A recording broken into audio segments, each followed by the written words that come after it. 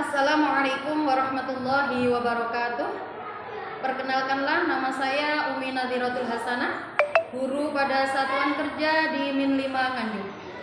Saya adalah mahasiswa Pendidikan Profesi Guru dalam Jabatan tahun 2025 batch 3 yang diselenggarakan oleh LPTK Universitas Islam Negeri Antasari Banjarmasin.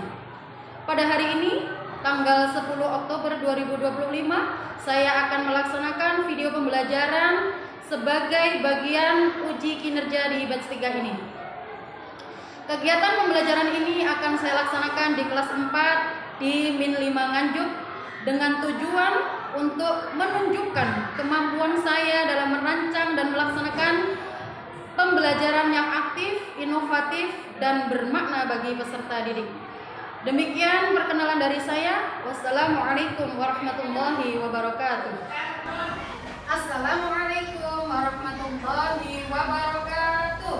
Waalaikumsalam warahmatullahi wabarakatuh. Bagaimana kabar siang hari ini? Alhamdulillah, luar biasa. Allahu Akbar. Yes. Hari ini siapa yang nggak masuk, nak? Jangan ya. Kemudian Alifah, terus semuanya sakit ya. Kita doakan semoga yang sakit cepat sembuh semua biar bisa masuk besok ya.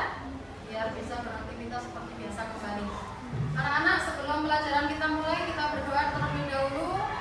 Semoga pembelajaran hari ini bisa berjalan dengan lancar tanpa suatu halangan apapun. Silakan. Untuk masuk, siap gerak. Berdoa mulai.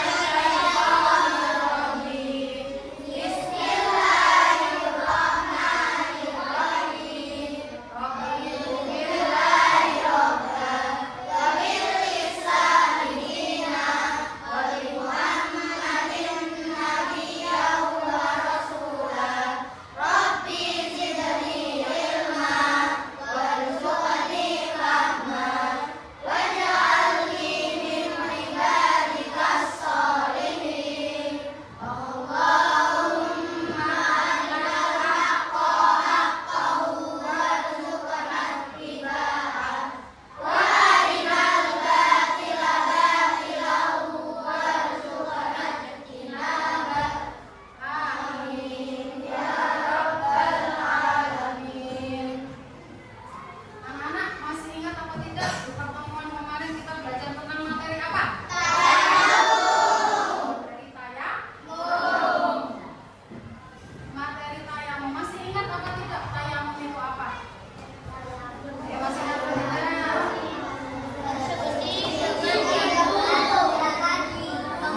Bersuci dengan menggunakan wudu sebagai pembaca wudu. Dan itu adalah salah satu rukhsah Allah yang diberikan pada kita semua. Ya, rukhsah itu apa kemarin rukhsah? Materi yang kemarin masih ada kaitannya dengan materi yang sekarang. Materi yang hari ini akan kita pelajari adalah tata cara sholat bagi orang yang sakit. Tujuan pembelajaran kita hari ini adalah menerapkan sholat bagi orang yang sakit dalam menghadapi kondisi ketika sakit. Jadi harapannya kalian itu bisa menerapkan sholat bagi orang yang sakit dalam menghadapi kondisi ketika sakit.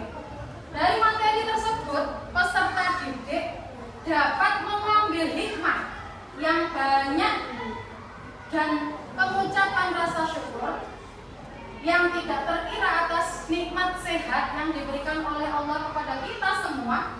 Selain itu, peserta didik juga dapat lebih memahami bahwa Islam itu adalah agama yang mudah, yang tidak mempersulit umatnya. Itu adalah tujuan pembelajaran kita hari ini. Kalian tahu apa tidak hukum sholat bagi umat Islam itu apa? Maka dari itu kita wajib melaksanakan sholat.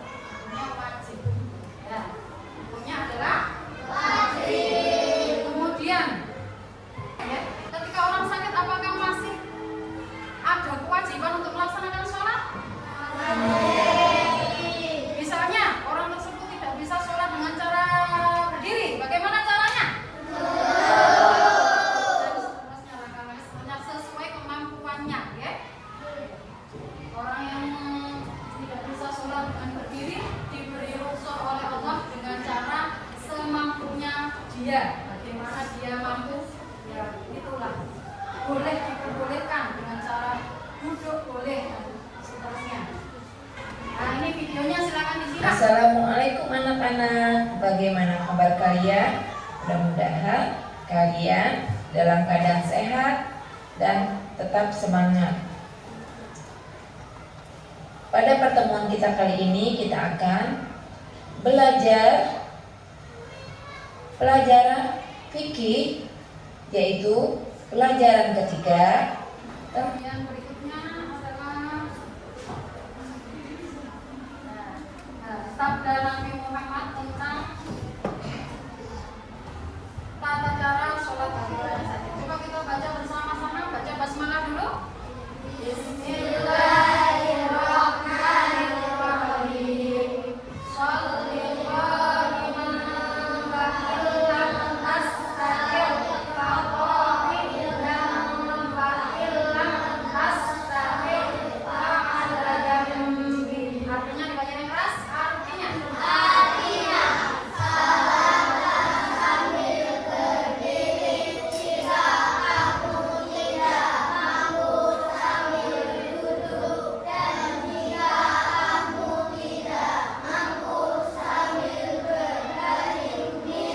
adalah hadis tentang tata cara sholat bagi orang yang sakit yang diriwayatkan oleh Bukhari. Berikutnya, rukhsah atau keringanan sholat bagi orang yang sakit seperti yang dijelaskan dalam video tadi ya. Yang pertama, hukum sholat itu hukumnya adalah wajib bagaimanapun keadaannya selagi hati masih sadar atau mengingat Allah. Ya, jika tidak bisa berdiri maka sholatnya dengan cara duduk. Jika tidak bisa duduk maka sholatnya dengan cara ya, dengan cara berbaring menghadap ya. Jika tidak bisa miring maka sholatnya dengan bergerak. Ya, jika sudah tidak bisa digerakkan maka cukup dengan isyarat kepala atau mata. Jika tidak bisa digerakkan kepala atau matanya maka dengan isyarat hati atau sesuai dengan kemampuan. Ayo perhatikan Bu Nadir di sini, perhatikan layar depan. Urutan tata cara sholatnya yang pertama apa? Berdiri, kedua, ketiga, yang keempat. Cukup. Terima kasih ya. Setelah kalian menyaksikan video tentang tata cara sholat bagi orang yang sakit, di sini Bu Nadir punya sebuah masalah yang harus dicari solusi atau cari penyelesaiannya bagaimana. Silakan diperhatikan. Bagaimana cara melaksanakan sholat bagi orang yang sedang sakit, bahkan sakitnya itu sudah parah sekali, tetapi dia masih sadar, hatinya masih sadar, masih bisa mengingat Allah. Tata caranya bagaimana, urut-urutannya bagaimana, ya coba nanti didiskusikan bersama kelompoknya, ya dicari solusinya bagaimana, dikerjakan dengan kompak, nggak ada satu bekerja, satu main atau satu ngobrol sendiri, tidak, tapi dikerjakan dengan kompak. Ya, akan dibagikan sama Bu Nadir lembar kerjanya. Kelompok 5, silakan dikerjakan dengan teliti, dengan seksama, dan kerja kelompok yang bagus. Waktunya 15 menit dari sekarang. Yuk. Silakan.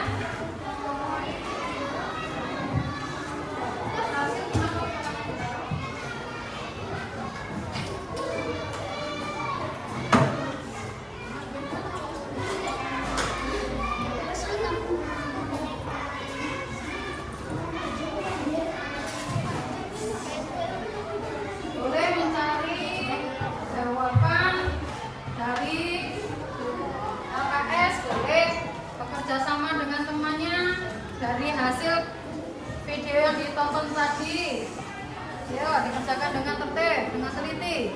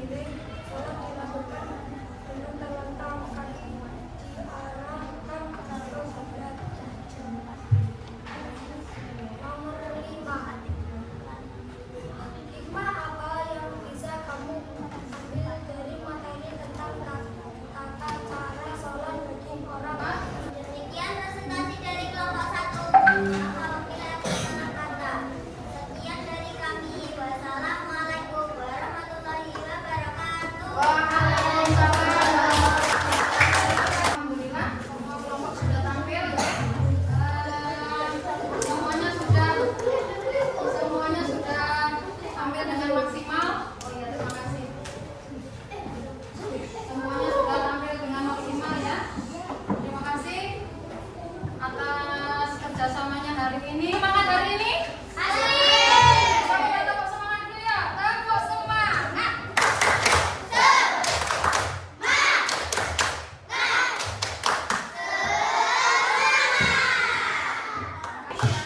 Sebelum kita menutup pelajaran hari ini, kita simpulkan bersama-sama apa yang sudah kita pelajari hari ini. Hari ini kita belajar tentang materi apa?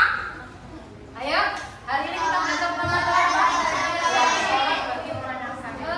Bagaimana hukum melaksanakan sholat itu? Bagaimanapun keadaannya, meskipun dalam keadaan yang sakit, Allah memberi rukhsah atau keringanan. Ayo, siapa yang tidak memperhatikan tadi ya? Allah memberi rukhsah bagi orang yang sakit melaksanakan sholat sesuai kemampuannya. Kalau misalnya orang tersebut tidak bisa sholat dengan cara berdiri, maka dengan cara kalau tidak bisa duduk, maka dengan cara berbaring. Dengan gerakan tidak bisa, maka boleh sholat dengan cara kalau misalnya sudah anggota badannya tidak bisa digerakkan, nah, menggunakan isyarat mata, kedipan mata. Kalau sudah tidak bisa, menggunakan isyarat adalah selama masih sadar, hatinya masih mengingat Allah, maka hukum sholat tetap wajib untuk dilaksanakan meskipun dalam keadaan sakit. Oleh sebab itu, kita yang masih diberi kesehatan, kita harus senantiasa bersyukur kepada Allah bisa melaksanakan sholat dengan posisi yang sempurna, ya. Kita harus bersyukur, banyak-banyak bersyukur. Kita sudah diberi nikmat sehat yang luar biasa, maka kita hendaknya melaksanakan sholat wajib 5 waktu dengan tertib dan dengan sempurna. Semoga Allah senantiasa memberi kesehatan pada kita sehingga kita bisa melaksanakan kewajiban tugas kita dengan baik dan sempurna. Kira-kira dari pembelajaran hari ini perasaan kalian bagaimana, Nak? Senang sekali ya? Terima kasih atas partisipasinya hari ini, ketertiban kalian, kedisiplinan kalian. Bu Nadir mengucapkan banyak-banyak terima kasih. Sebelum ditutup dengan salam, kita berdoa terlebih dahulu. Semoga